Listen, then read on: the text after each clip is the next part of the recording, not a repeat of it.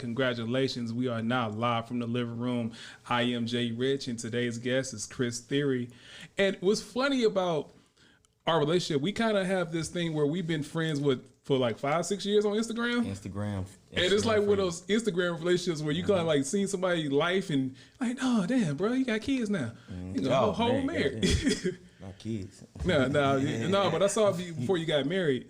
And it's like you kind of see a person's journey, like from all that. Yeah, man, absolutely. Yeah, it's just funny. Like this first time we actually had a chance to like sit down and chop it up like this. But what's up with you, man? You fresh out the studio, huh? Yes, sir. Fresh out the studio, man. Nice long studio session. Ain't nothing like it. Trap rappers or soul singers? R&B soul. Okay. Yeah, brother by the name of King Montez. King Montez, okay. He an up and comer, and he pretty dope.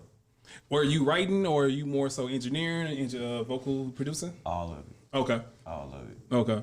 What whose project is this for him specifically? Him. Yeah. Okay. How do you like working? You prefer to work early in the morning, middle of the day, late at night? Man, it all depends. I mean, it all depends what happened the night before, honestly. Valid. But mainly it's like a midday thing, maybe noon on into the Yeah, you had time to move around a little bit. Yeah, man, you all warmed up. You got your voice warmed up, man. Yeah. You ain't got no ash on there or nothing. You know what I'm saying? Yeah. But then, like, if I do want like that type of sound, I wake up in the morning and just start recording with the ashy voice. You ever do the Michael Jackson trick where he like lays on the ground so he gets an extra vibrato? No. Oh, okay. No, I don't do that. Okay. No, because you never know, because some people do things. I actually worked with a singer. His voice was so strong. We had him put his back on the wall in the studio because he could not bring his volume down. Wow. And we're like, bro, take one step back. He like, my back is on the wall. Yeah, but his voice was that strong. Yeah. And it's all about a technique, man. Studio singing and stage singing are two different things, man. It was funny you said it. I just had a conversation with my barber. He's a rapper. You know, everybody got like 5 side hustles. Yeah. But so he's talking about he'd rather be on stage than have that energy transfer that happens in the studio because he enjoys that energy exchange with the crowd. Because they feed off him, he feeds off them, and there's like there's more energies to bounce off of and more give and take. What would you say is the reason you prefer? Which one do you prefer? Man, I prefer studio singing, even though I walk around and just sing out just all the time, not with a mic in front of me. Yeah, all the time. But the studio is like my matrix. Okay, I can just bend it to my will. Yeah, so when you on stage. Play the hits, play what they know. You gotta go hard or go home. Yeah. You know what I'm saying? Ain't let me stop this, fix it. Tweak it. Oh, yeah. Losing the first time. Yeah. But I mean, not to say that I can't do it live because I've done it before. Yeah. It's not. What's the worst thing that ever happened to you on stage? The worst thing that ever happened to me on stage? Oof. Mic went out, lights went out, somebody throw something. Oh man, there's been so many of those. Yeah. There's been a lot of those. And those aren't even the worst things that's ever happened. The worst thing that ever happened on stage, oh man. It was back at Inferno. It was an old open mic lounge type deal. Okay. At Inferno, man. And we had got some new songs together, gonna change the show, and just that, it was just that night, like some of the elements we was adding, I was like, I don't know about this stuff, man. So we get to the show, we done set up and everything, and man, we start playing, and I'll be honest, man, and say from the time we started playing, I'm looking back at it was only a select few people, but I ain't gonna call no names out. Okay. And no instruments out. But certain parts was dropping out, and I'm turning around looking like cues being missed. I'm like, oh no. I'm just like, oh man. And just looking at the band members like, Okay, let me follow up question. Yeah. Was it noticeable to you because you know what's supposed to be there, or was it noticeable to the crowd? It was a few parts that was noticeable to the crowd. Okay. It was just like a stop, like a hard stop. Yeah. You know, and it was just like, God damn. Yeah. You know what I'm saying? It's one other one where it was just all bad. Like somebody messed up and we literally had to say, hold on, man, stop. That's the worst. But was the crowd receptive to that? Yeah, man, look, we've been blessed to perform in front of some amazing crowds. Yeah. And small, big crowds, stadium crowds. They always show love. I've never been on stage and been booed. Okay. I've never been on stage. Don't jinx yourself, I'm lying. Man. I'm lying my ass off. Okay. I'm lying my ass off. I was in high school this happened. Oh, man. But it wasn't booing me, but I was on stage. Yeah. Okay. So, but no, man, you make that little mess up outside of that little mishap. Yeah. Make a little mess up and people, they fuck with you. If they fuck with you, they fuck with you. Yeah. And they understand the process. It's a process to doing everything. Right. And sometimes it's a kink in the link. But you got to straighten it out. You know how you put your chain on? Like, yeah, damn, this shit. Yeah. I got it. Yeah. You know what I'm saying? Like that. So people, they applaud. Hey, that's all right. That's all right, man. You know, that's great. And then right after that, we always bow, kill it. Okay. But straight. It's happened. I want to talk about production side before we get into like you as a writer, because I know you do everything on all levels. So, right. Producing records. How many times? What are some of your idiosyncrasies or things that you hate in the studio that people do that gets on your nerves as a producer? Talking. Talking. Yeah. No talking. Yeah. The only it's a few people that I sat in the studio and actually produced around. Okay. Oh, you need complete silence. No, not even that. Just don't talk to me. Got you. Just let you zone out. Yeah, you can do all that. Okay. You can play a whole nother song in the background. Yeah. But once I'm locked in, I'm locked in. I'm not. I won't even go to the bathroom. Yeah. Nothing to eat. Yeah, you want something to eat? Nah. Nothing. Not even smoking. Yeah. Like if I don't smoke before the session. Yeah. Like when I'm at home, I'm smoking the whole time because I'm in my house. Right. You know what I'm saying? But if I'm somewhere else and I can't smoke in here, you know what I'm saying? I'm gonna smoke before the session. Yeah. When people going out to do their drink breaks and stuff like that. Yeah. Once you lock in, you lock in. Yeah, but just no talking to me. Yeah. Like people. Because it's like taking you out your zone. Yeah, because I mean, when you producing something, and every producer tell you like that's their babies. Yeah. I created this. So you don't want nobody putting their hat in the ring when you creating your baby. Right. You don't want nobody in the room with you and your your spouse. I've been talking to a lot of poly people. I understand that. I saw it. I understand what you. Okay. Yeah. I got you. When you creating your son, you're doing it. Not the nigga behind you. You know what I'm saying? Yeah. So it's like, yeah, man, I need like no talking to me or whatever, and you'll get the best you can ever have. Now, post production, if you be like, hey man, can you change this snare or change the sound of the snare or can we drop the bass line here or something like that? Yeah. I'm reasonable. Okay, I was looking at that. You couldn't even commit to that. I'm not the niggas that's keep the party going. Yeah, you know what I'm saying? Right. I'm not the nigga that's gonna be like, hey, nah. Yeah. You don't like that, you get the fuck, nah, I ain't doing it. I work with producers like that. Absolutely. It's funny, except when you're trying to work. Like, it's funny to tell the story after, but like when you in the moment. When you in the moment working, you don't want that going on. Let me work first, and then you can say, let me get my point across. Yeah. And then you can just say what you add in. Say. Yeah. It's all good. Do you rather produce the song on the spot, then go straight to the booth, or like you'll produce a song, produce a couple tracks, and then come back and revisit them? How do you like to work, or can you work both ways? I can work both ways. It's always a good shell that's made because you're working on people's time. Yeah. But like I like to get a nice bone structure first, And then you'll be recording, hear something else. Oh, I need to add this to the beat. Yeah. While they're recording, boom, bop, get an audio track. Yeah. Add that into the beat. Yeah. You know what I'm saying? So it's I can work both ways. When I'm working alone though, by myself, yeah, and I'm like doing a record for myself or just doing a record just to get something out of my head. Yeah. It's more so as I'm producing, I'm writing and I'm singing it as I'm producing the whole time. Keep singing the same thing over and over again. And when people hear my rough, they be like, "Oh, you killed that!" Yeah, I sung it like 1,000 times before I went into the booth and sung it. At that point, it's natural. I already know what run I'm gonna do. Yeah. I know where I'm gonna place this and that at, and that's like a 1-up on. Who has the best ad lib all time, like R&B? R&B ad libs? Yeah, or best run? Tank, hands down. Yeah.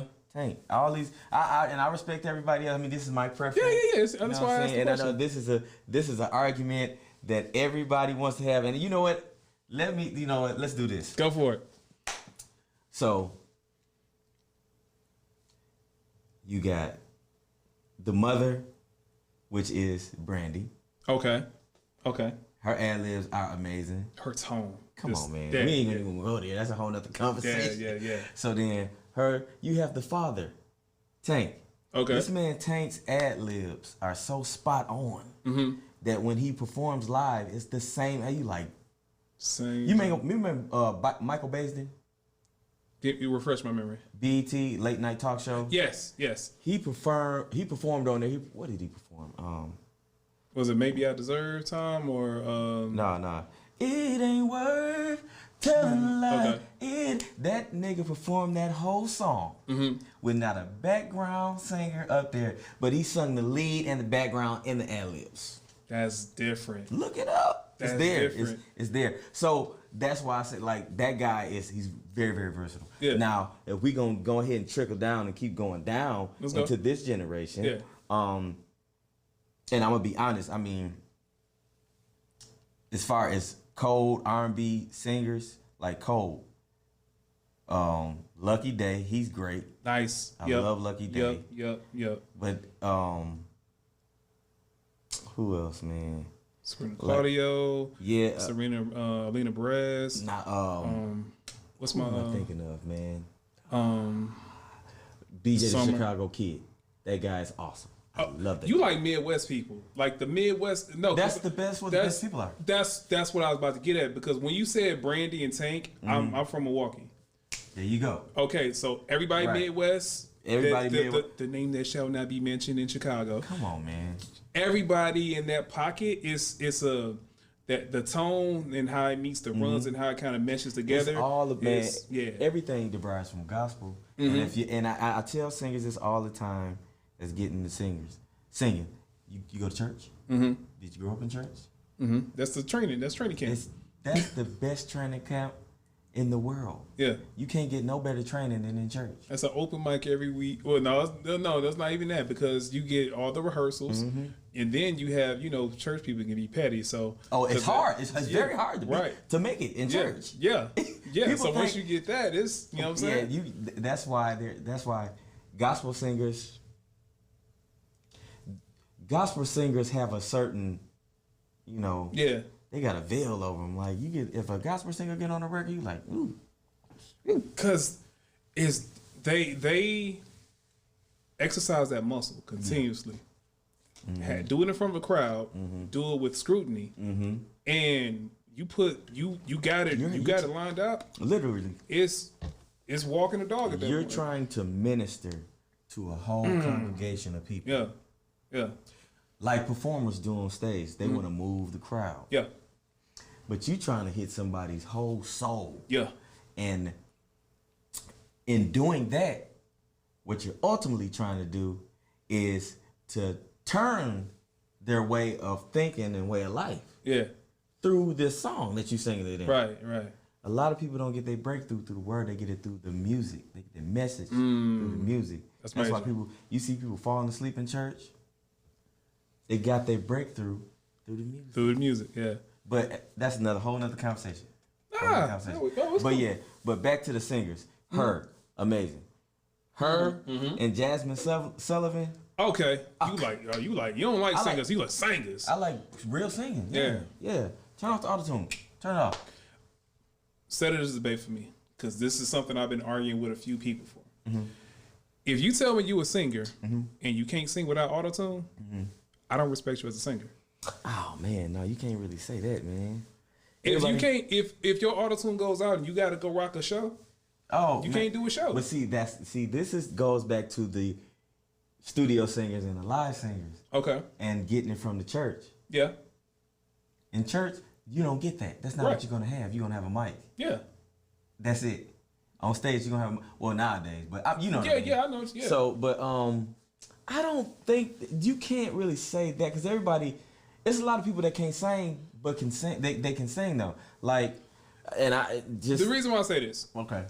Person with auto-tune that classifies themselves as a singer, sitting next to a singer, it's not the same. It is not the same. You're exactly right. One person is real meat. The other one is possible beef.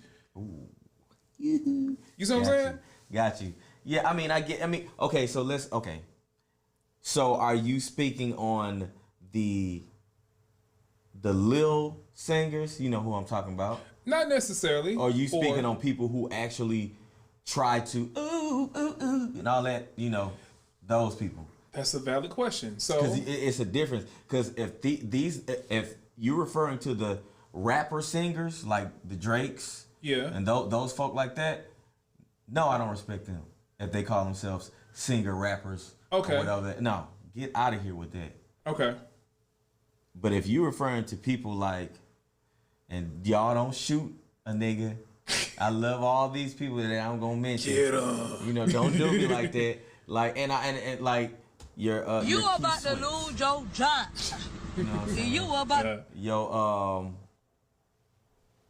like Mary J. Blige. I know y'all have seen countless footage of Mary J. Blige hitting bad notes on stage. He did it. But however, it's not that they're bad singers.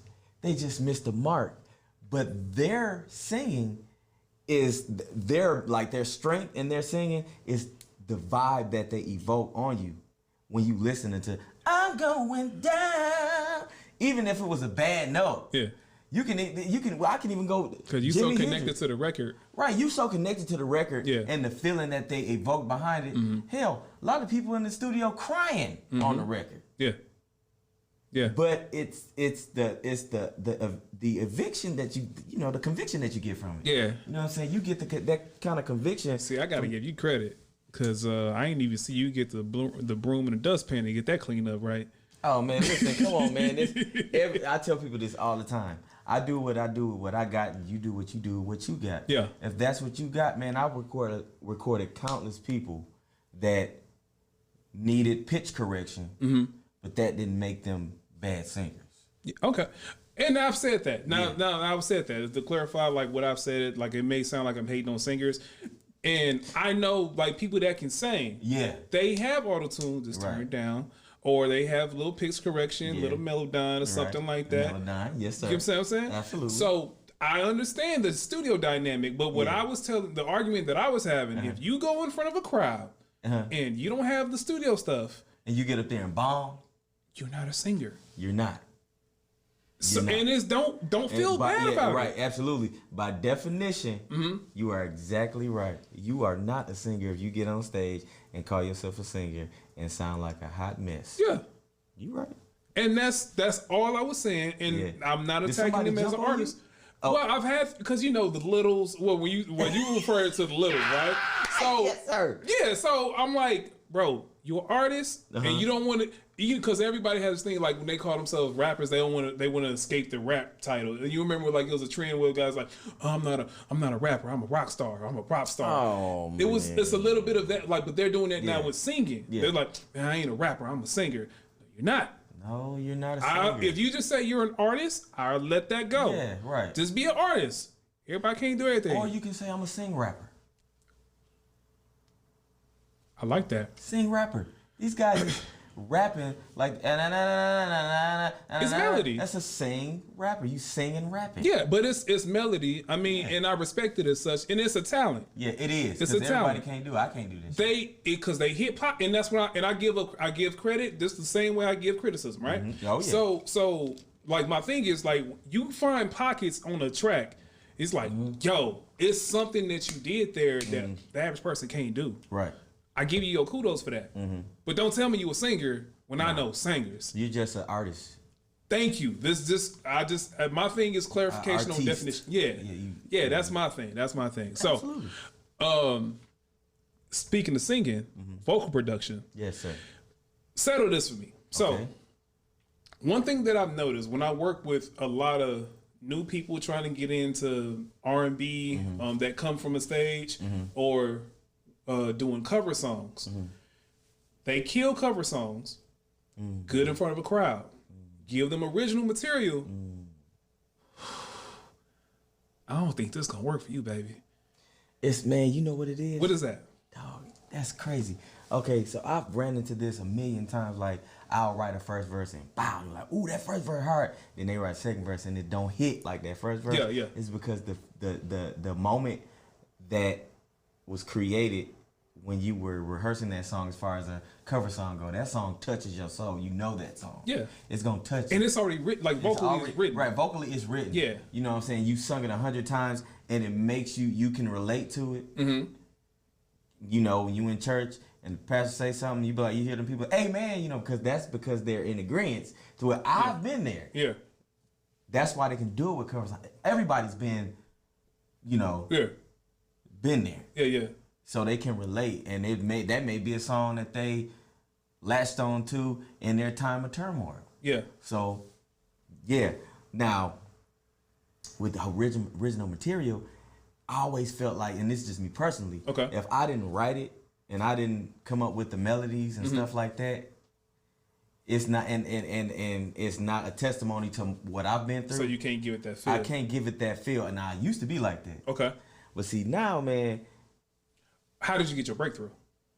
How did I get my breakthrough for that? Like to that side, to get to that? You can have the same type of performance and conviction to something that somebody else put together, versus the same thing that you put together. Right. So what I do is, man, I just put myself in that person's shoes, and then most of it is acting, character acting. Yeah. Right. Theater. Absolutely. Yes. Theater. And so like I'll just act like that's how I feel. Like I was in that same exact specific situation that they were in, and they had to go through this with this person. Yeah. Or been ridiculed in this way, you know, stuff like that. How would this person feel? Like even when they're singing it and I'm listening to them demo it, I get as close to their demo as I can, energy wise, tone wise, you know, like that. And then after I got it, then I take it and I refine it to fit how I would sing it. Almost like vocal line. You know what I'm saying? Yeah. Put that on there and it that's what I do, but I make it fit me. Yeah. You know. Question. Yes, sir. Now, we were talking about ad-libs, signature ad-libs. That is like that's the sauce. That's this is mine. Yeah. You know what I'm saying? That's your flair. How do you develop that with a new artist and they're not doing their best impersonation of their favorite singer? Man, it's very, very hard. A lot of people in the studio, man, they get lost. Yeah. When it's time to ad-lib over something, you know, and it takes a certain audacity of confidence. It does. It definitely does. Like, and I mean, to me, it's all about getting familiar with the song and what it's talking about. Yeah. Okay. What is this song talking about? Like, how can I flip these words to say the same thing that was already said, or like I mean, yeah, that's exactly what it is. Yeah, you know what I'm saying? Like on "I'll Be There," just look over your shoulder, honey. Yeah, that he's saying "I'll be there." So if I was there, I would be right behind you, and if you turn around and look, you would see me. You know what I'm saying? So you just threw that in there as an ad lib because that's what would happen in that situation. Right. And that's like a big part of ad libs. You have to put yourself there. Yeah. Like, and then too, it's just church. Okay. You got to ad lib over everything. Yeah. And then you grow up in a house full of singers, which like how I did. Okay, so you got your training on a different level. Were you guys like competitive too? No, we weren't competitive, man. We more so liked the sound together. Okay. You know. Okay, when I say competitive, it's like you don't harmonize with us right. You can't see. You ain't earned your right to sit at the table with us yet. Oh, you mean like oh yeah. That's what I'm talking like, about. Nobody can sing with me and my little sister. Like, yeah, you can't quiet. sit with us. Yeah. Be quiet. We singing right now. Yeah, Grown folk talking. You raise your hand. Wait till you call on. Okay. If I say third, you better have a third. If you ain't got it, sit down. Yeah. Somebody else come. Yeah. Gotcha. Yeah. Let's see. There's so many possibilities here. So, how do you see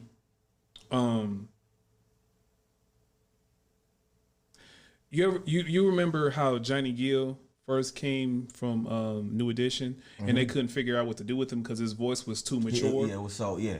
So have you run into that with somebody in the studio where you're trying to figure out, it could be male or female, but like maybe the content or their character or their voice doesn't necessarily match their age bracket? How would you suggest somebody works through that? That's a good question, man. Because those are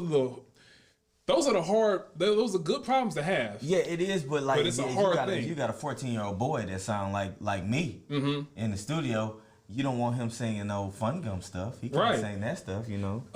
I'll bring you more recent. What's your man named Khalid?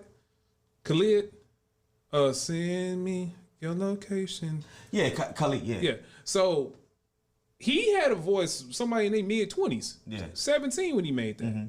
So that's what I'm saying. Like, you gotta write the song where it's not too mature for his age group, so he can't relate, you know, from a relationship So it's definitely a challenge doing that because you gotta have a happy medium. Yeah. Like because with his voice, you don't want him. I like the way. You don't want to do nothing like that. You want him. He has to come out like Chris Brown did. Yeah. You know what I'm saying? And even then, he was met with a lot of criticism in the sense of popping. The things that he was singing about, it was like he ain't even old enough to be doing that. Right. But it's, you know, I mean, it's probably, I haven't had the pleasure of doing that lately. Okay. But it's probably easier now, man. These kids doing everything. Facts. It's probably easier now. It's way easier. A lot of stuff that wasn't acceptable back then is for kids to be doing is acceptable now. You know. How many times have you had to work with a person and you didn't agree with the content? Oh, a whole bunch of times. I remember one session, I was in, this guy, he was a rapper, and the stuff that he was talking about, I had to stop the record. I was like, you did all of this stuff? I mean, I'm telling you, seriously, like, it's an artist right now to this day that was sitting in that room, I ain't gonna call no names out. Okay. But like he stopped the session, like, yo, what are you doing in there? Yeah. You know what I'm saying? What is going on here? He killed a whole village. Yeah, like it was like he had this guy, he had a great single way back in the it was way back in the like 2007. Okay. Like 6 around that time. Okay, good little grip though. And he had a dope song that when you performed it live, it was got the crowd jump. This is back in the turn up, party like a rock star. Okay, days, you know what I'm saying? Yeah. So it was jamming. I liked it, you know. And then he approached me. He's like, "Yo, man, I hear the record you doing for such and such. I heard you over here, blah blah blah. Can you work with me? You got time to record me, blah?" Yeah. So I was like, "Yeah, man, no problem." So I get him in the studio, man, and consistently just disappointed. And I would say, like, man, you're going to have to revisit. As a fan and a person is trying to be professional, because I'm assuming you were a fan of him before you worked with him. Just that song. That song, okay. Yeah, absolutely. So when you say disappointed, you talking about, like, the level of his performance of, like, this ain't that. This ain't the same vibe. I got the what else you got. Got you. That's where I was at. Because I was like, this is jamming. Yeah. And then he come over there and he record that. And I'm like, damn. This all you got? What else you got? Yeah. And then every time he would come over, I would be like, this is not. This ain't that. It was like a couple records that he, you know, that he came over. Like, he was very inconsistent. Okay. So it was like. Was it? Okay, I got a perfect example of that. Sometimes a person gets hot before they're fully formed as an artist. And then they're either stuck trying to chase the single that got them hot. Right. Or they're forced to progress and they get away from the thing that got them hot, and it messes up their whole audience. So what's my man name? Sound Like Future. Oh, Designer. Yeah. Designer. That single was bigger than he was, and he wasn't fully formulated as an artist. No, and now he's like, he's like he had to figure himself out. These cats they weren't. See, What's the artists, other guy? it's huh? I'm trying to think of the other guy. The guy that was in the same camp with homie that did the writing for Drake. OG Mako. You guessed it. Oh yeah. Yeah. So his content is not in alignment with that. Yeah. And I didn't realize until I heard him do an interview with somebody.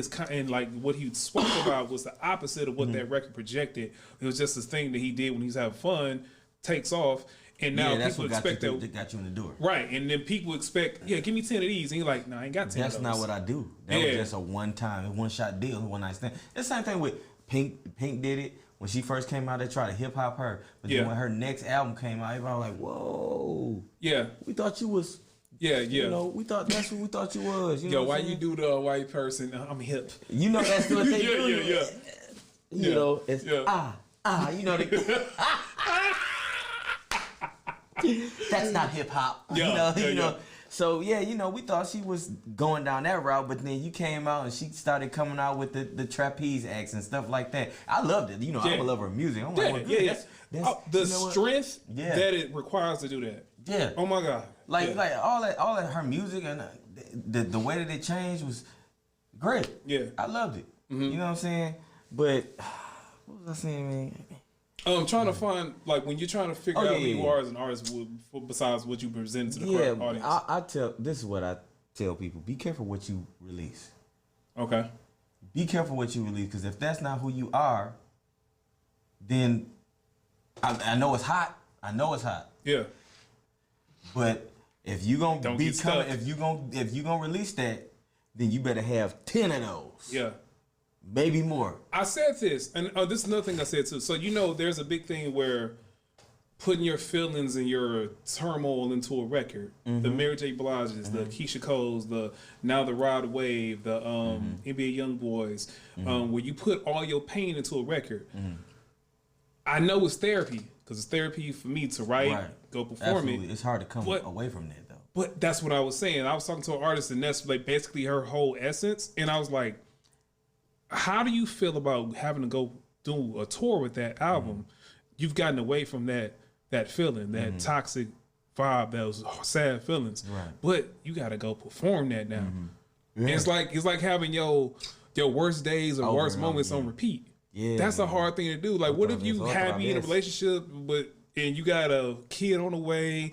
You in a good place, you away from that. But you gotta sing about heartbreak. That stuff. But see, you gotta figure out, and this is hard too. You have to figure out how to transition from that. Yeah. So you can start. It's okay to start there. Yeah. But if as good as you was there, you gotta be better. As transition to another emotion. Like if you transfer to a happy emotion, you gotta be killing it there. Yeah. Like it's artists that can do it. Do you think? What about you? Mess with Chance the Rapper? Yeah, Chance is amazing. Okay, so I like him, and he did it with two emotions. So acid rap, more depressed, darker mood. Right. But he killed it there. Mm-hmm. He gets into the happy rap. Mm-hmm. Donnie Trumpet and was the Sunday. Donnie Trumpet and Company. Yeah, I know what you're talking about. That to Coloring Book. Mm-hmm. Happy rap, inspirational. Gospel infused, and now after that he had a problem where it didn't connect the same way. So a lot of people forget the failures of major people because good publicists make you forget it. Yeah, right. You know what I'm saying? Looking like he can do no wrong. Right.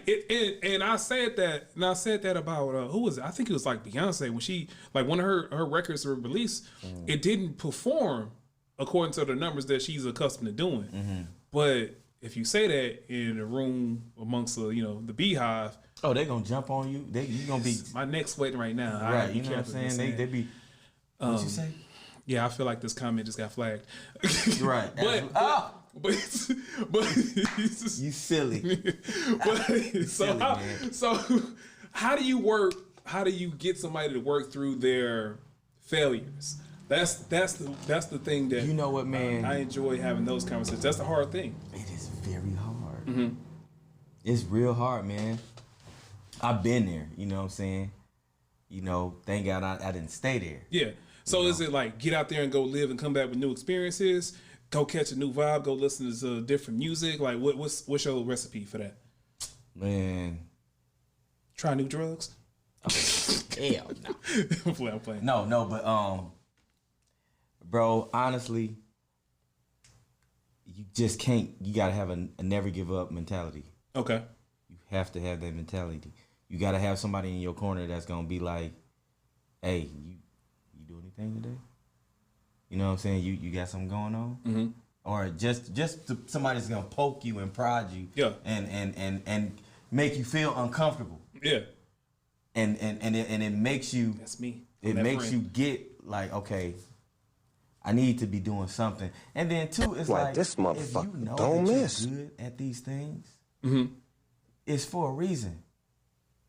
Yeah, it's for a reason. I don't have a voice to sing for nothing, and the knowledge and for technique and things like that. I don't have that just to have in my back pocket. Oh, if Chris coming to the party, he gonna sing us a song.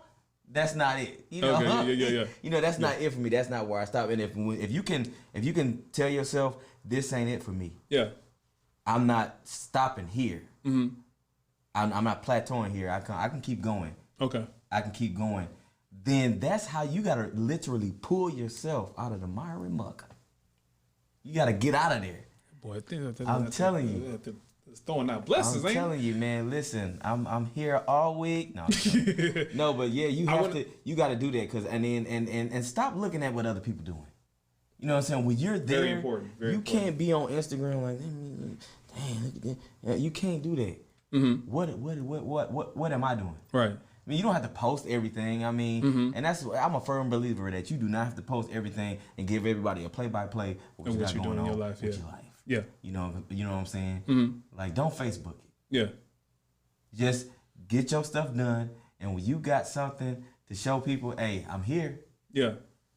Why you think it's such a big deal? It was such a big deal when Beyonce dropped what was it, Lemonade at out of midnight. nowhere. Yeah. Out of nowhere. Yeah, seemingly out of nowhere. But you know, to the audience side, it's out you know of what I'm saying? But for her working behind the scenes and her crew and her people, like, and when she dropped it, you was like, oh, she talking about some shit. Yeah. Right? Yeah. People. Now, one thing I want to say, caveat. Mm-hmm. People watching other people. Mm-hmm. People that don't have the cachet, the marketing team, and the power behind Beyonce will try to do, I'm dropping a surprise album on y'all. Oh, You absolutely. didn't work. You can't do that. Everybody was doing that shit after that. Yeah, but they can't do it though. No, you don't have that power. You can't. You're not a Drake, or Jay-Z, or Beyonce. Yeah, you like, gotta crawl before you walk. Yeah. Do it a different way. And now, well, I'm not gonna get into that part, but I'm a shut up. I'm learning. I've evolved. But what the hell? I got a better filter than my past younger, dumber me. Oh my God. I just be a lot more ignorant. Okay. I have ignorant moments now. Okay. I just don't live in ignorance. Not ignorance. Ignorance. Yeah, I was called that. I want to talk about your working relationship with both Willie Hand and Music Soul Child. Origin story. I like origin stories. So give me the origin story. How's everybody meeting, and then the evolution of the working relationship. All right. They're both the stories are intertwined anyway. Okay. So rewind back to 2005. Okay. 2005, 2006, around there. I kind of just got down here. I think I was like maybe 2 or 3 years in of being. I got down here 2002 from 2003 from Flint, Michigan. Oh, that's okay. That makes sense. That's why we Absolutely. okay Midwest. Okay, yeah. Gotcha. Yeah. So come down here. You know what I'm saying? I'm working an overnight job. And my cousin at the time was down here, and he was a producer. He the one got me into producing. Okay. He worked at Blockbuster. He knew Willie Hand at Blockbuster. Found out about Blockbuster. Yes, sir. Okay. Not Blockbuster. Best Buy. Okay. Best Buy. I give him same more colors. credit than that. Same colors. Yeah. Right. That's why I'm throwing Yeah. out. Gotcha. Yeah. So boom. Yeah. So they they both worked in the same department, and my cousin Hot Rod or Gerard, he revealed to Will, like, yeah, you know, I'm producing, man. I got a little studio at the crib. Yeah. Little makeshift studio, come by the house, you know. Yeah. So Will came over there. He played some stuff. And back in the day, man, back then, I didn't want to work with no rappers. Why? Because they wasn't talking about a motherfucking thing. It's like, man, y'all, we talking about T-shirts. Yeah. And shoes. Mm-hmm. Man, get out of here, man. You ain't talking about the struggle. You ain't talking about nothing. You ain't talking about like living it up or moving on from where you was at or nothing that's gonna enrich somebody's life. We talking about T-shirts and hats and shoes. Well, you sound like Allen Iverson. We talking about practice. Literally, that's the impression. That's what you got it. Yeah. Right. Yeah. So when I was at home and I just got out of work and I had to go back to work, right? Yeah. So Hot Rod hit me. He's like, yeah, man, I got a rapper coming over, man. He might need a hook, boom, boom, boom, blah, blah, blah.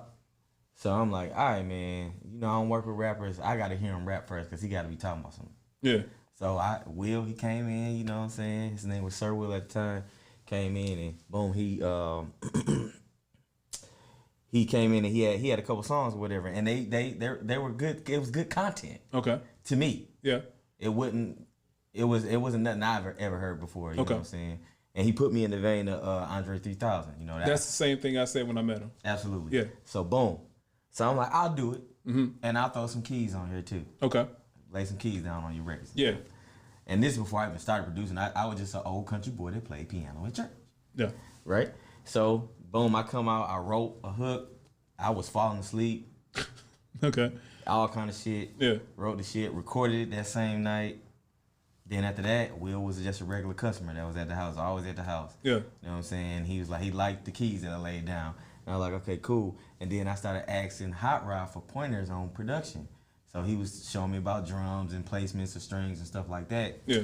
So then me being having the musical muscle that I have, I just took to it like that. Yeah. It's like anything else. So then me and Will started working tough together, hard body, all the time. So then we kind of parted ways for a little bit, and then he came back on the scene when it was more like you know how Justin Timberlake had his solo career going on. Yeah. Just starting out. Okay. Like, get the Timberland feel, you know what I'm saying? So boom. So we started working again, hard body. Yeah. And created a whole nother sound for him. And we were going everywhere, you know, and then we decided to start a band.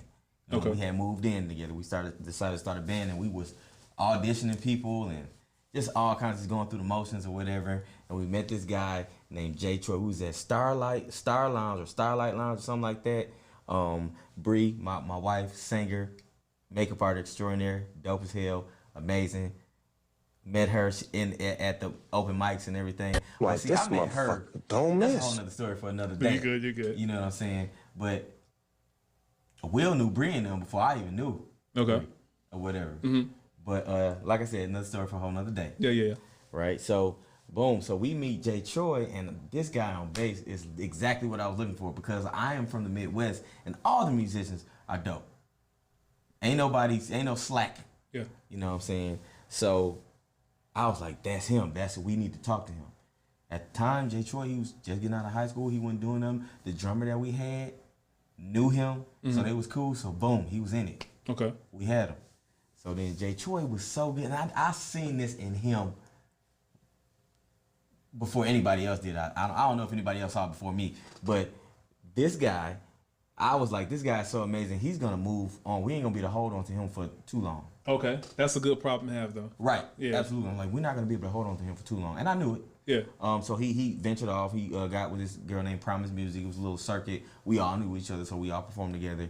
He started working with her. And then from there, he got his break and started working with Music Soul Child. Okay. So we know the bass player. Gotcha. Right. So boom. Fast forward to circa 2016, 17, around that time. We were getting ready to put out Will's second album. And he was working with he had Quick question. Now, one thing that I've noticed with Will, there's it seems to be like a nice sizable gap between the first album and the second one.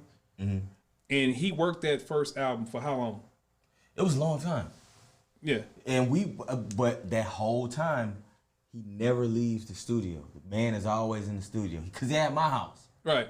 You know. Yeah. He was always in the studio. We was working on like mixtape projects, and all at the same time working on shows, working on the reason why I asked is because when I saw him performing, he was performing the first album and I guess the second one. He was introducing it, but that's like what 2-3 years worth of not content, but 2-3 years of working the same record.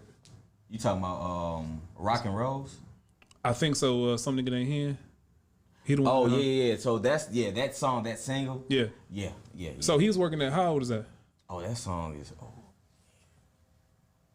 before 2015. Yeah. Okay. Yeah. So but that's what I'm saying, because some people disregard their old material because it's old to them and like they don't want to perform it anymore. Right. That's why I was asking. But that song is so man. Some nigga named Hen just came out the blue. The nigga stole your show. Now what you gonna do? Yeah. We were actually doing that. Yeah. Two people. We were going to these open mics with our band and just shutting the shit down. And we wasn't even the last people to perform. We was going before the headliners. They was chumping us. We was going like second and third. You know, stuff like that. Yeah, but if you nice, what you got to follow it now. Absolutely. Yeah. So what was going on was, like I said, that first line, they stole your show. Now what you gonna do? Yeah. We had that happen at, I ain't gonna call no names out, but we had it happen at Eastside Lounge. Okay. AKA, what they call it now? Union. Okay. The Union was coming. It was called Eastside Lounge. We was killing them, burning the place down every night, blowing it up. Okay. And people like, we had people looking at us at soundcheck like, it's the nigga they was talking about. You know what I'm saying? Yeah. Like that. So that song, when you perform it and you were a fan from the beginning, when that song came out, bro, that shit get the crowd jumping every time. Yeah. So if it ain't broke, don't try to fix it, man. Yeah. You do that song, you guaranteed to wake somebody's ass up. Right. Because you know Atlanta is a spectator state. Yes. It's city. They spectate. Yeah. So that's the great thing. That's the thing about a stage show. Yeah. You have, let's say you got 20, 200 people that come in the room. They didn't come to see you. They may have come to see somebody else. Right. But you kill them on the stage performance because sometimes people can't hear the words of songs that they don't know because it's live and you know the dynamics of that. But the vibe, that's what I was going for. They gon' you gotta respond to that vibe. That energy, what that energy is gonna do is it's gonna make them seek out for more of that. I want to know what was he saying, because everybody else knew the words, but I didn't know the fucking words. And you feel left out, the FOMO kicks up. I need to hear what was being said. Right, man. I'm just speaking out of the air, but I can honestly say in my opinion, most of his fans was made off of that song. I'm converted. A skinny Atlanta nigga standing on the speaker with his mohawk out, and his chest out, doing like this, the whole time the band is jamming. Doing this, who is not going to be down with that? That's worth a Google search, right? At least, right? Right. Yeah. Let me see what this nigga's saying. What the hell? I need to be in the mix. Yeah. These niggas is partying and passing blunts on stage. Yeah. I need to be there. Yeah. It's a party. Man, that's why. Yeah. That's why that song is going to always last the test of time. They're going to be performing that song when he's 50. Yeah. For real. Shout out to Sterling Gittins on that. He produced that track. Okay, go back to how the story. Yeah. Well, okay, so boom. So J. Troy venture off and do his thing. He went Music Soul Child. Then fast forward to maybe 2016, 2017. Will is writing for music. Okay. From the plug. Yeah. From J. Troy. Right. So I want to stop you one more time. What? Most people get mad at someone progressing and quote unquote leaving them. Yeah. They burn that bridge, but that was actually the caveat or the catalyst that got you in. Absolutely. So it's more like, man, you don't want to talk bad about somebody moving up because then you'll start to do like this. Right. Prime example, and maybe I'm wrong about this, but I do know my history. Prince used to open up for Rick James. Used to kill him on stage. Kill him. Yeah, I just watched a documentary about that. Yeah, right. Had that man working. Yeah. He got him out of there. Yeah. Because he couldn't take his success. Yeah, then he needed him. Absolutely. Mm-hmm. But that's what I'm saying. You can't be shitting on people because they moving on. That's what you should be. You should, that's what you should applaud be your brother for making moves. Dog, when I saw him on the George Lopez show, Jay Troy playing with Music Soul Child. Yeah. Like, man, he did it. Yeah. Quick. Yeah. Got it done. Yeah. Take a page out of his book. Yeah. You know what I'm saying? Mm-hmm. Good job. Because if you're good to people if you're good to people that move on like that, they'll never forget about you. Yeah. They will never forget about you. You can't run from good energy. They'll be like, man, I know somebody, and that's exactly what happened to me. Yeah. Will was writing, and he's like, oh, you think I'm dope? Oh yeah, his producer. See, that's right there. If you think I'm dope, but I got a guy. I know a guy. That speaks to the relationship and the bond, the type of character you guys are. Right. So Jay Troy gave Will his shot. Yeah. Will gave me my shot, and then Jay Troy just vouched for the shit that he was saying. Yeah. So music, Will called me like, man, you don't get a call, man. And somebody dropped the ball in the studio with these R&B records, and they need some R&B records. You got some? I still got my lunch money from the 3rd grade. Come on, does a zebra have stripes? Yeah. It's always something in my back pocket. Yeah. So I just got everything I had together because what else you got? Yeah. You can't come ill prepared. You gotta have everything that you have to bring your damn laptop, the 2 hard drives you had from high school, the zip drive, everything. Yep. It's coming. Yeah. So I went out there to the studio. I got the call. Hey, we need you to be in the studio at this time. So I pull up to the studio. Music in there. He's like, all right, play me your hottest stuff. Yeah. You said 6 records, right? Yep, 6 records. Here's 6 records. That's a very weird number to have. I mean, when people put out EPs, it's 6. Okay, yeah. People usually lose their attention span before they even get to the damn hook 5th record. Okay, yeah. Like on a project. Oh yeah. Like Prince said, albums ain't dead. Yeah. They're not dead, but it takes a certain type of listener to listen to an album. Right. You know what I'm saying? Nowadays people want to hear a little bit of it and they don't want to hear no more. Right. You know what I'm saying? I'm not that guy. I want to, what else? I want the experience. Right, absolutely. Yeah, give me the audio movie, yeah. So and then too, you can, after that 6th song, you can get the gist of what type of producer, what kind of artist, or what kind of vision you have, or what's your style. Yeah. So boom, first record, played the first record. Oh man, that's dope, man. That's before he was like, that's futuristic, that's crazy, man. Play another record. So I just started playing record, and after a while, he got quiet. Okay. He didn't say nothing else. Yeah. He just just vibing. Yeah. Oh. You know what I'm saying? Then he was, you got anything else? After the 6th record, you got anything else? I'm like, yes, I do. Yeah. Let me play some other music. Yeah. So it turned into, damn, you what they said more, because you singing it. Is this you're singing on all of these records? Because the first time I ran into music was on what was it? Flower Child. Okay. That's the first time I ran into music. And we was at Dope 14, or we was at Dope Studios. Shout out to Bam, Devin, Austin, Atex. Those guys, man, we was in their studio. And the music came. He was like, hey, they called me like, yo, music is coming over. You need to be at the studio session. Yeah. Man, it was like a surreal, like, it was like, damn, I'm really doing this shit. I'm really teaching this man these parts. The nigga that I grew up listening to, taking his, stealing. Yeah. This nigga stealing from me now. Right. Yeah. You know what I'm saying? Yeah. So it was like I was trying to keep it all together. Yeah. You know what I'm saying? I was trying, I feel like I handled myself pretty good. But yeah, that's the first time I ran into him. And the first thing he said to me when he heard the demo, he was listening to, because I demoed the Flower Child demo. He listened to it. He's like,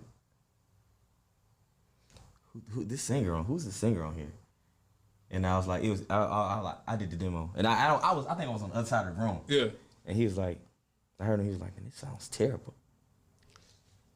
Oh, he said that. But obviously it was a joke. Yeah. You know what I'm saying? And when he said it, the way he said it was like he was for real. Like, yeah.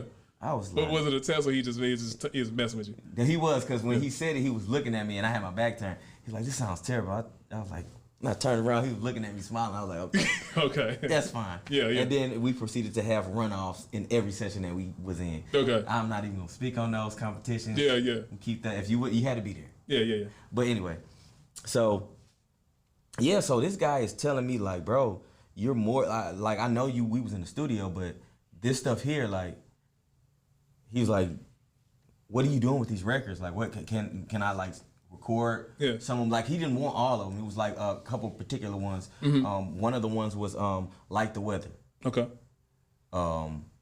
He loved that record. So I ended up finishing that up, writing it in the studio with him and recording that. That was Grammy nominated on his album Feel the Real. And then after that, Grammy nominated. You say you just go. We're not just gonna walk over that like it just happened. You know what I'm saying? I understand. I appreciate you being humble, but Grammy nominated. You said, man. Okay, go ahead. Yeah. So boom. So that happened, and then he had dropped. I heard he had dropped a couple records. Yeah. From the album, and then at this point, being music had gotten so cool. Before, when you recognize that you made the album, the project. Yeah. Some people don't. You like, man, he did 30 records, and then you got to get to the final cut, mix, master, come back, and then the paperwork come back. How did you find that out? How did I find that out? Was the day I sat in the studio and played him records. Yeah. He said, "Oh, this is going on the project." Okay. I'm like, "Oh, is that what you're doing? That's what." Oh, you already. But he had already had songs. Yeah. For the project. Yeah.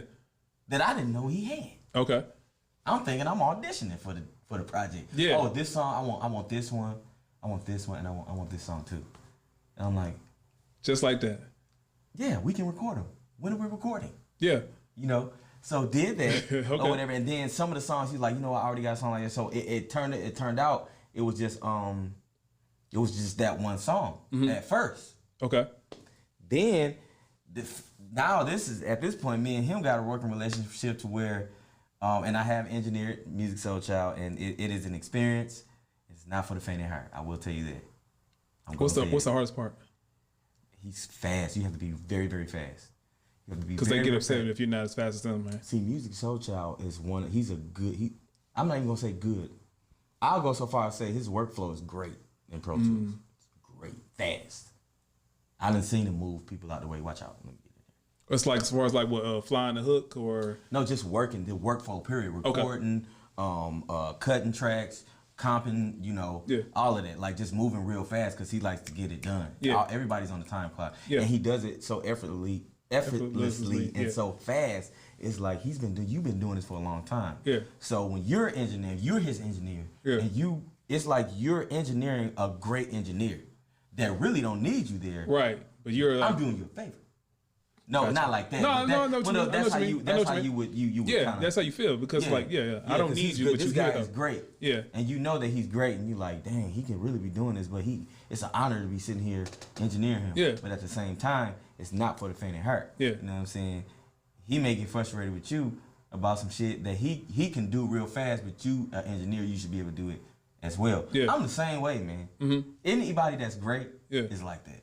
But anyway, So he was coming to the studio regularly. So he called me. He was late. He was like, "Hey, Chris, man." He's like, "Man, Theory, I need to hear some records, man." He's like, "You got some time? I need to hear some records." I'm like, "Yeah." He was like, "I'm about to pull up." Cool, pull up. Yeah. He pulled up, played him some records. It was two records that in particular that I played him. I played him this record called "Drop Dead Gorgeous." I played that record. And then I played him this record called Sunrise Serenade. Okay. Now, I played Sunrise Serenade. This is the funny thing about it. I played Sunrise Serenade after I played those 6 songs. That was me. Okay. That I felt like would fit him. Yeah. And were great. But then I went into my version of hip-hop. Okay. Whatever. And Willie Hen was featured. He wrote that record. Okay. You know what I'm saying? I produced it. Almost like Jimmy Jam, Terry Lewis, on some shit like that. Yeah. So, and I sung the hook or whatever and did the little vocal production on the first draft. Okay. Because every song is just a first draft. I don't care how you think it's done, it's not. Yeah. So I played that for him. First time. I'm clipping that. Huh? I'm clipping that. I swear to God. But I need 15%. Got you. But man about here been there. So I played that record after those six songs, and he was like, "That's a dope record, but I don't see it fitting on the album." Fast forward maybe 6-7 months later, he hear the same record again. Damn, did you play this for me? And I was like, yeah. He's like, he's like, I need this record on the album. I said, oh, 2 records. Yeah. Yeah, no problem. Yeah. Then after that, I had the pleasure of working with Ray Louise, which I didn't know that she knew my father, and that my father worked with her father back in Michigan, Rudolph Stanfield. I was like, Rudy is your dad? Yeah. Oh, man, you that? Oh, man. Boom. You know what I'm saying? So I had the pleasure of working with her. Awesome session. Love watching her work, man. She put together some vocal stuff on the end, some little saucy sauce. Yeah. Boom, at the end. So, and the way that happened was music, he like, I love the record, but I need to do something else. So I jumped right back in the studio, produced a bridge, because it was a rapping song. Okay. You know what I'm saying? He wanted to go somewhere else. So that on that chain, boom, bam, boom, bam, you got Ray Louise coming with the run. All that, killing it. Yeah. You know what I'm saying? Will dropped his verse on there. It was just a great experience or whatever. And that's how I got in that realm. And then we went on tour or whatever. That was an experience, man. That's if you ain't never been on tour, went on the road with just like a major artist or somebody that's doing it that's known. Yeah. You know, it's got notoriety. That's definitely an experience to have. Yeah. But that was great, and that's how I got in.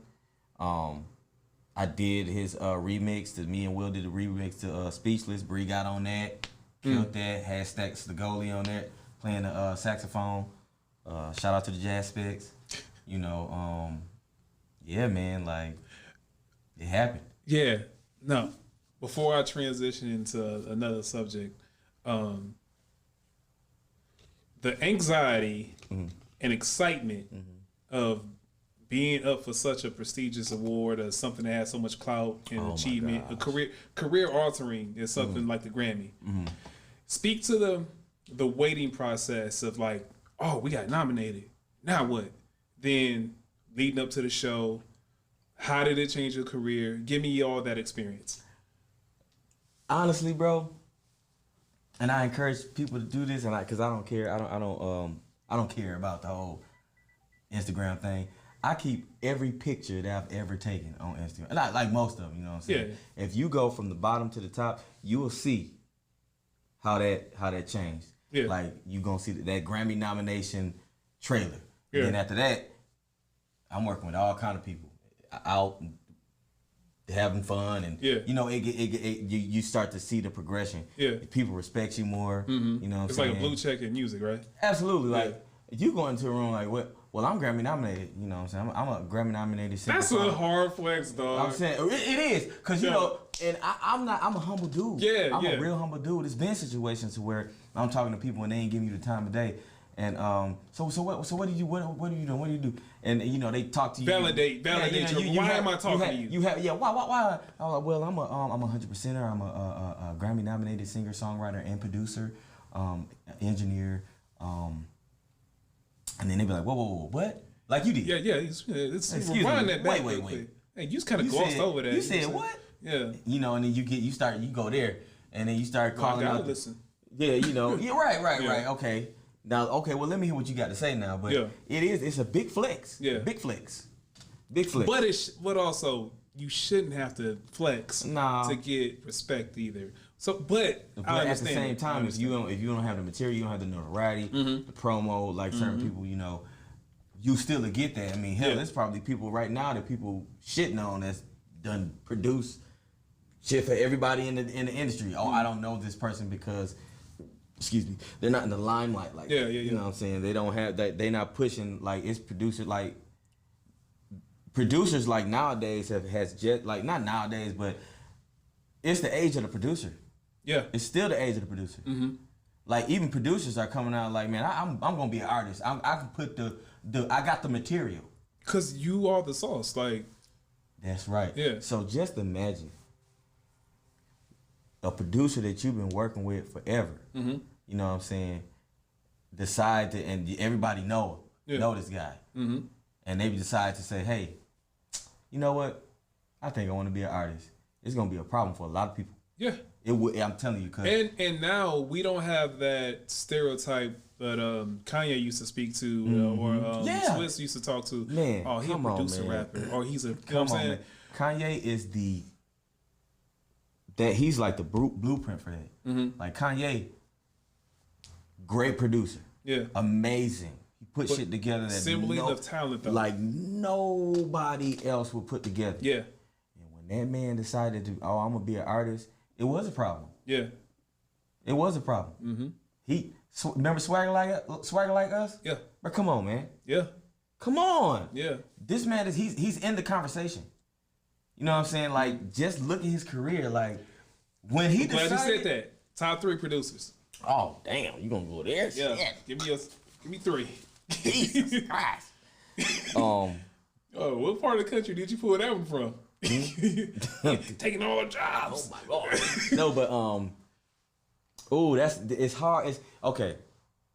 Oh, that's a tough question because there's so many great ones. And it goes back, Babyface. Fucking so you can go I can go back. You can go 100%ers, you can go only production. It's so many different ways. It's very hard to go there. It's a lot of facets and categories. Yeah. When you talk about your favorite producer. But Pharrell, first name out of my mouth. This motherfucker Pharrell. Yeah. All right, you throw in Pharrell, you throw in Chad too, right? Yeah. Absolutely. Okay, just saying that for people that don't know. But yeah, like his Pharrell's swag on stuff and the way he put stuff together. That second shift 4 count too? Yeah, man, come on. Yeah. Listen,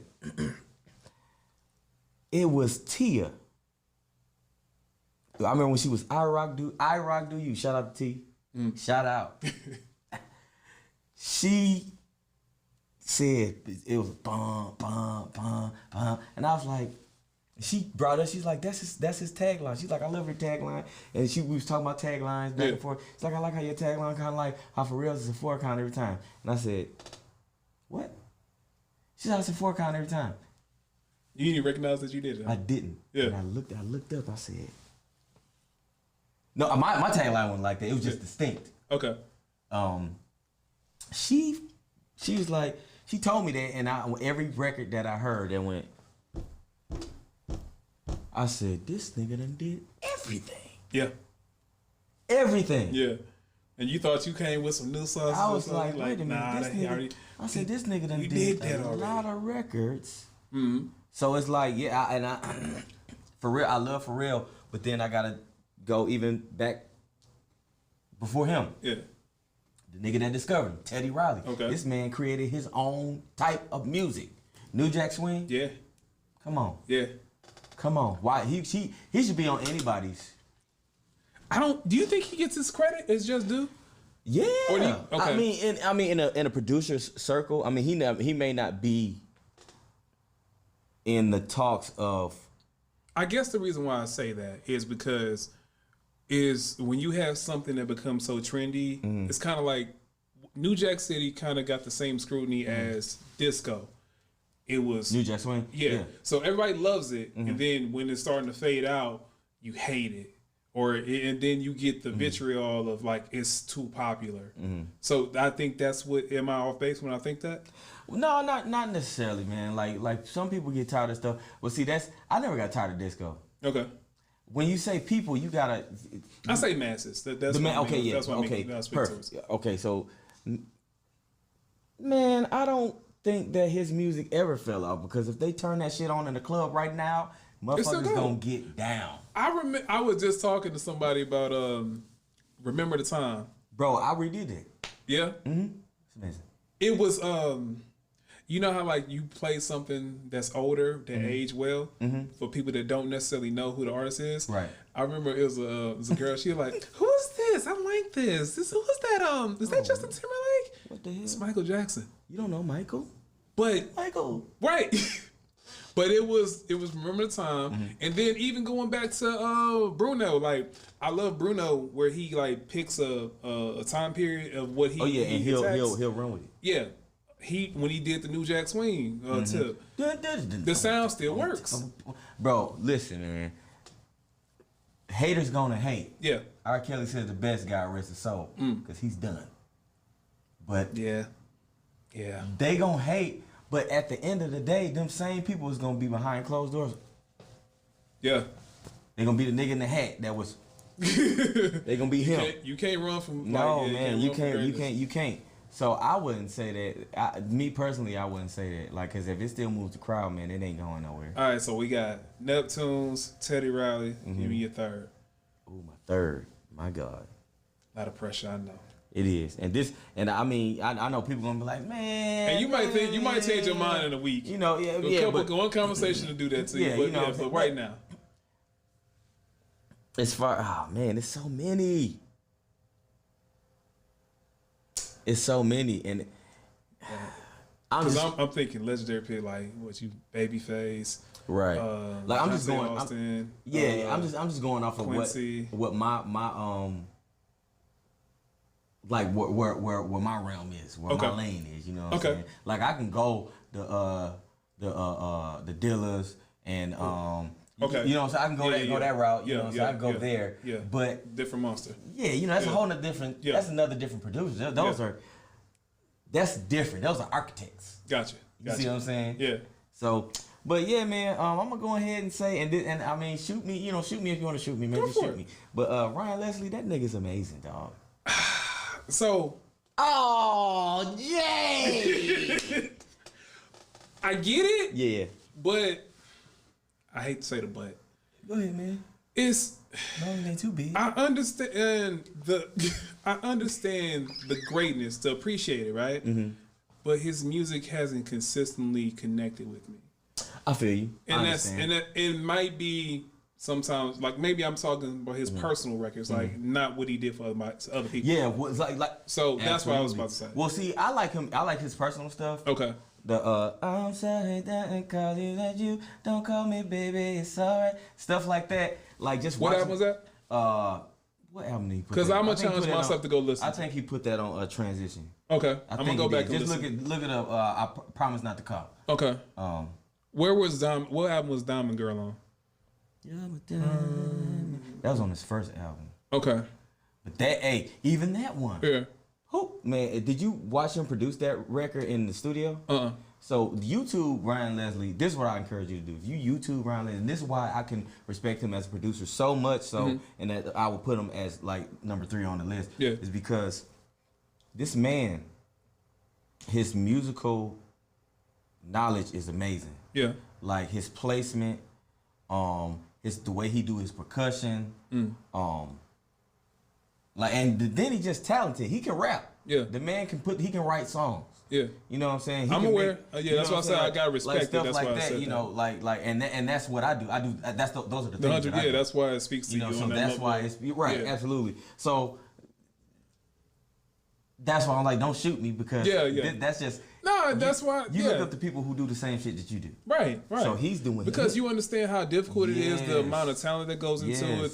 It's not like, for the faint. It takes years and years of mental cataloging. Yeah. Like as far as like the different fields, like island fields, and just having these show tunes in your head that you can just pull from and say, oh, I'm gonna do a song like this and use the same tone they use on this show tune. Yeah. But I'm gonna apply it to this new shit. Yeah. You know what I'm saying? Like I got a record called Evil Theory that does that.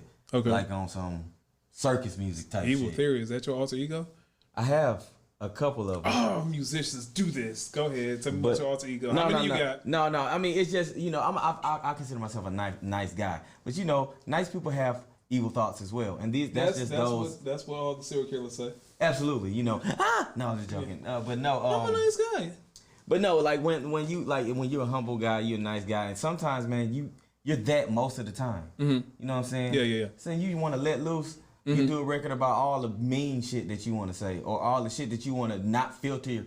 Like I feel like I'm pretty filtered. You know what I'm saying? Okay. Like I can have a conversation and not be like, well, you know, you fat as hell. But that's all right. You know what I'm saying? Like you tell somebody some shit like that. Yeah. Because I know people like that, and I get that. I get that shit a lot. You know what I'm saying? Yeah, I got that. But I can pull back from that, like somebody. Prime example. got somebody in the studio. Yeah. It don't sound the best. Damn, that's flat as hell, dog.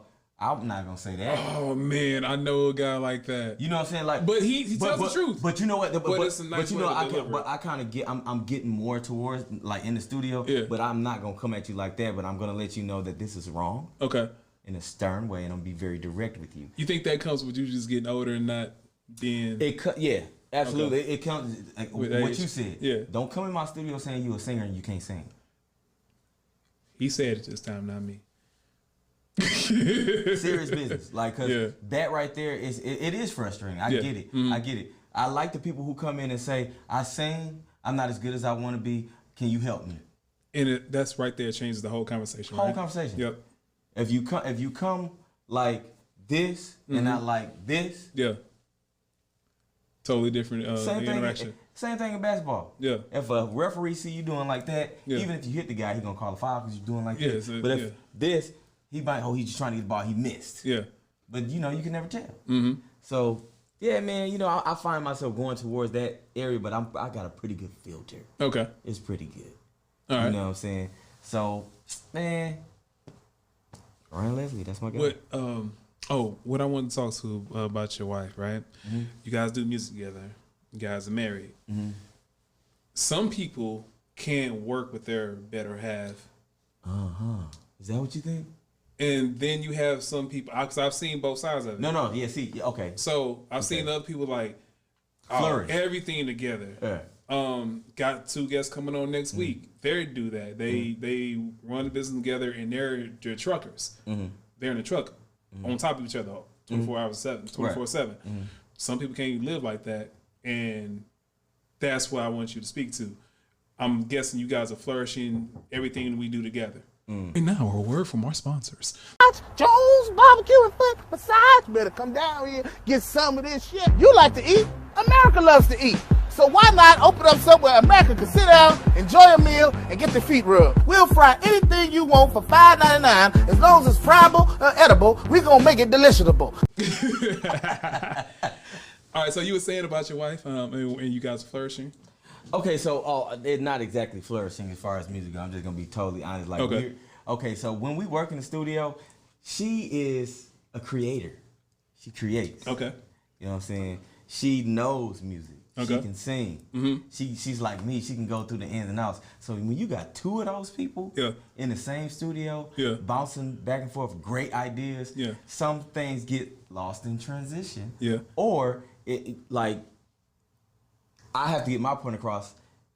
I'll listen to yours once I get mine across, but then it's vice versa. I'm saying the same thing. I'm so bad at that. So it's this.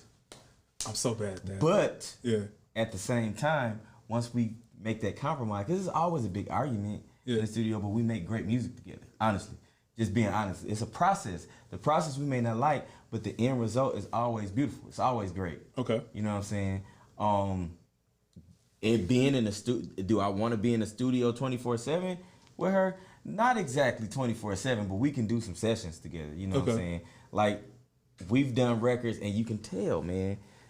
You can tell, like. I think you can tell. No, she can too. Okay. We both. She'll say. No, I'm saying you guys as artists can tell versus the audience that doesn't know. No, absolutely, like, no. You can tell, like, they really worked on this record. Like, if you listen to it. Okay. I was thinking really somewhere came else. Like, to a meeting of minds with this record, especially if you know my sound and you know her sound. You know what I'm saying? Like, my sound is has a little bit of a gospel undertone there. It's gonna have that because that's my roots. That's where it came from. I mean, I can try and hide it, but hey, it's not gonna happen. You know what I'm saying? That's me. Hers is more of she has an electric sound. And she's very fun. She's nice and fun, and her music is energized and you know, it's real. It make you feel real good. Yeah. You know what I'm saying? So.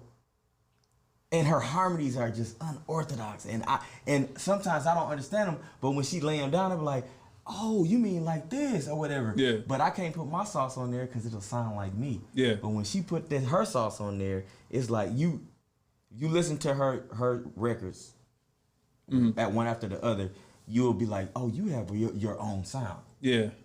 And she don't let nobody. She's not gonna let nobody switch her sound. It's precious though.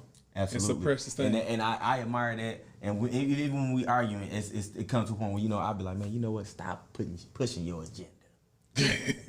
Because she got her sound, and you won't want nobody that doing that to you. That's why you won't be having nobody in the studio anyway. And I'm sure if she could engineer, she wouldn't have me in the studio. She'd be in the studio her damn self. Yeah. You know what I'm saying? But I mean, people who create, and I'm gonna pull a Dave Chappelle and go all the way back to you creating your baby. You don't want nobody in there putting their genetics inside of your baby. Yeah. You know, you want to do it yourself. Right. So I feel like that's the reason why we don't flourish like we should. Yeah. But if you get us in the studio, no doubt. I mean, there's artists out right now that's don't work under the tutelage of Miss Bree Did It and Chris Theory, dual tutelage. You know what I'm saying? Yeah. It happens.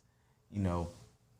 But yeah, man. I mean, I love working in the studio with her, but I just don't like the process. I understand. It's like going to a training camp for athletes, or the strenuous practices, or Hell Week for people. But the unity and the process that afterwards, the fruit that comes from the harvest, the laying down the groundwork, it's important. But it's like, damn, gotta go do it. Right. Because what's gonna happen at this point. It's work. It's work, but if you can see the vision in the work, that ain't nothing. Because that ain't even what you focus on. You focus on the vision. I know this is hard, but this fuck shit right here is gonna get me to that vision where I'm trying to go. I go back, do another Dave Chappelle. That's the same mentality you gotta have when you down and out. You gotta pull yourself up. But what about this, where I'm trying to get? Because I know if I get there, I won't be here. I know it's gonna be some fuck shit in between, but if you can keep your eye on the vision, that's what it puts you through anything. Like those sessions where we butt heads, but it sounded good. Let's just see where this goes. Yeah. Got you. What's next for you? What's next for me, man? I'm starting to get into more of movie composition, scoring, licensing, stuff like that. So you need music for your podcast. You need television commercials. Yeah, movies. You need to create I got somebody for you. We gonna talk. We gonna talk. Yes, sir. Absolutely. Yeah. So anything like that, like I'm like put together little scenes for your reel or something like that. Yeah. Like I'm good at that. If you listen to the Roses Are Dead tour, all those little skits and stuff like that, and they was at the club, or he was backstage. I did all of those little things to kind of make you, to put you in the mind of what's going on. So I like to set the scene, if you will. Yeah. And gotcha. Create the vibe. All right. So when I have my producers come and we all talk shop, I need that energy, because you coming from a different place in a different lane. In a room with another producer from a different lane, these are their heroes, and these are your heroes, right? And it's like nerds in there playing card games. You know what I'm saying? Well, I'll put this card down. What you gonna do with that one? I need you to come back for that one. Got you. Because let me know, man. That is something I gotta do, and I'm gonna give you more information on that part. But I appreciate you coming on, man. This was a long time coming. We did not go last time. We gonna do this, but I'm glad you came on today. Absolutely. Chris Theory, everybody. Long time Instagram friend. now we in it. Now we in it. I've been sharing memes for years. Now we here now. But man, I appreciate you coming on. Hey, if you think we got it right, say it in the comments. If you think we got it wrong, him and his Ron Leslie pick, say it with your chest in the comments. Either way, thank you for your time. Thank you for your energy. This is live from the living room with JAYRICH. Peace. Oh yeah. Appreciate you, bro. Oh, no doubt, man.